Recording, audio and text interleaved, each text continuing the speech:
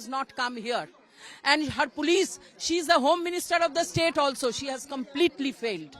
And what you have heard, it is not my words. It is not what BJP is saying. It is the people are saying that they want BSF camp. Right from the beginning till now, their only demand is we want BSF permanent camp. We want CBI, we want NIA, we want Rashtrapati Shashan. They don't believe in the law and order. You can see everywhere there are posters. I'm surprised that such a backward places, even the children are saying, "Ami ki school jabo na? Am I not going to go to school?"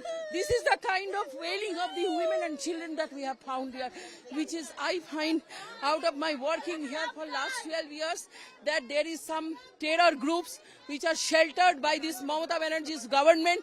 The police has turned their blind eye, and they have used the opportunity to assault people, and they have assaulted the women.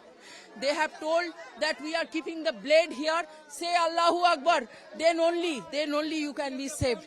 So these kind of words I have not heard in the past. In the 12 years that I have worked here, I have not seen there is this kind of Hindu-Muslim disharmony. People work here, they do Durga Puja also, they also do the Eid and everything. But the first time after Motawari was the first module, and we have seen exactly the same module worked here. So within some days we want to know who is behind this. We want to know whether, I'm saying again and again, that it's not the local Muslim brothers who have done this kind of work. They have not been involved in this kind of work. They have used, the pro-terror groups have used local innocent Muslim boys, young boys, 12 to 14-year-old, everybody has seen. And they have tried to do this type of thing only to demonstrate terror. If they demonstrate terror, they get funding.